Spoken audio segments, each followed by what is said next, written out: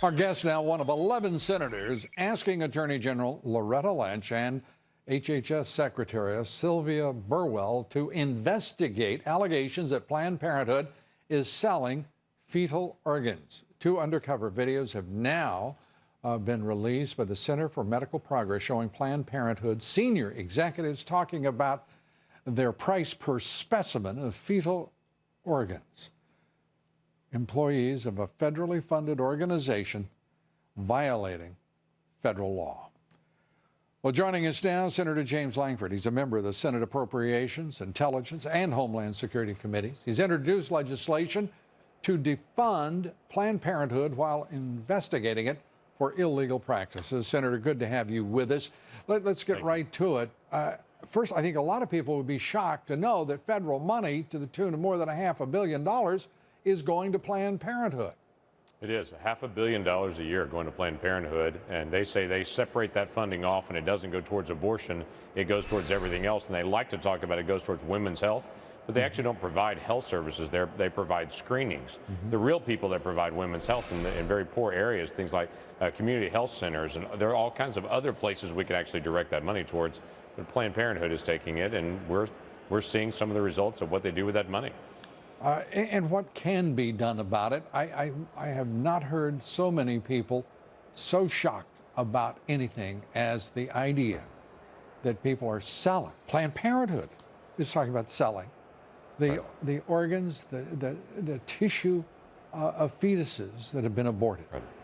It is shocking the way that they even portray it and what they're doing in it. You hear in one of the videos a negotiation on price, trying to figure out how much we can get for it so they don't ask for too much so it doesn't look like a lot. But they're literally taking a child and talking about crushing its head to try to preserve other organs and so they could sell that organs.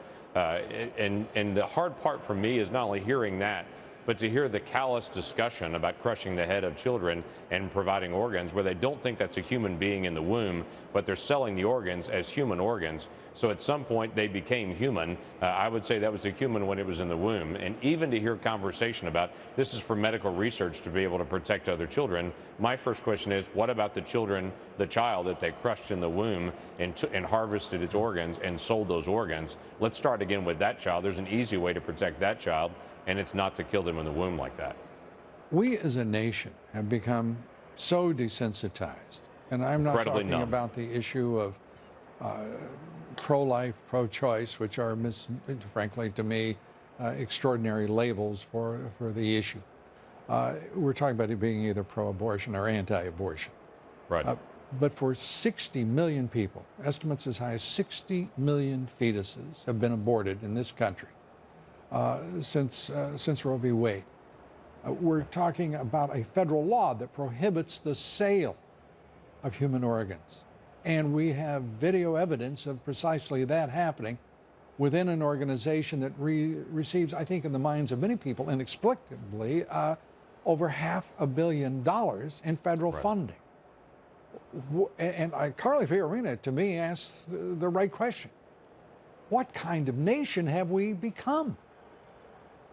Yeah, the question that I asked the people last Thursday was, have we become so numb to this? I was in an appropriations hearing, and we spent almost an hour talking about humane treatment of orca whales at SeaWorld, and then shifted over to talking about humane horse slaughter techniques, and that we don't want to have horse slaughter in the United States. At the same time, we literally have children being killed in the womb where their head is crushed and their organs are harvested, and people seem to have no problem with that. That is an incredibly numb society to the reality of what's going on.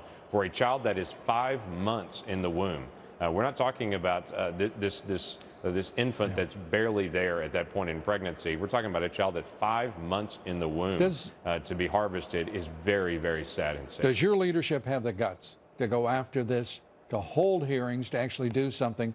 Because frankly, Senator, I think the American people are as disgusted with the ineptitude of the loyal opposition as they are with the administration that is carrying out these policies and ignoring these acts. I don't hear anyone standing up right now and defending Planned Parenthood and what they've done. I'll hear some people say, well, they were taken out of context. The entire video is released. You can watch all hour of the video and get a chance to see the conversation. It's not out of context. It's what's happening. So what we need to do, I dropped a bill. In fact, I have a bill to defund Planned Parenthood entirely. It's no surprise to anyone that knows me to say I don't think we need to send $500 million every year to that. If we're going to take care of women's health issues, let's take care of people that actually do women's health, not just refer to women's health organizations. So I'd like to defund entirely. At a minimum, I have a bill that I dropped today saying let's defund them during this investigation. Let's not keep funding them during the process. Let me be plain.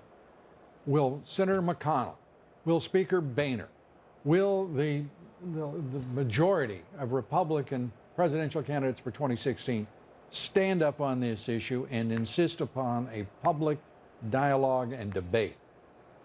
I know Speaker Boehner has already stepped out publicly and called for those hearings. They're already organizing those hearings on the House. I don't know who's coordinating that in the Senate, but it looks like we will have votes this week on Planned Parenthood issues that will come to the floor in the Senate. So yes, this is moving, and the letters, in fact, I have 2 different letters, one going to Department of Justice and one going to HHS as well, making sure they protect documents during that investigation, that they don't destroy all documents or send those documents to some server in Chappaqua, New York, and try to protect them. And we're out of time, but I've got to ask you this because this is a developing and breaking story. The idea that this administration does not have, nor has it revealed to the Congress of the United States, what is in those side agreements, which people didn't know about until today, between the IAEA, a UN agency, and the Iranians on inspections. Right. What in the world is a loyal opposition doing here? What are you all going to do? Well, we're in the process of exposing. Were you aware of it, first of all? Were you aware? You know what? I was not aware of it until yesterday. Yesterday was the first day that I was made aware of it. We started pushing on those documents to get it, and then we found out that the administration can't turn it over to us because they don't have it. So yes, we're pushing on the administration to say, well, how can there be some side agreement that you're not tracking as a part of this? And are you then all how do going we to actually stop get this? that document? Are you going to Yes, stop sir. this? We are in the process of walking through that. I just had an hour-and-a-half meeting with John Kerry that I just left about 30 minutes ago, that we walked through great details on this and had a lot of questions about it. There's a tremendous amount of skepticism, and I'm going to tell you, I'm in the middle of that to say, how in the world could we have made an agreement that turns over billions of dollars to the Iranian government and says we're going to trust them, that they're going to do the right thing, and we're going to sit back and make sure that it actually occurs? I can tell you their behavior does not warrant trust. Senator Lankford, always good to have you here. Thank you, sir. Thanks, Lou. Be sure to vote on our poll tonight. The question is, does this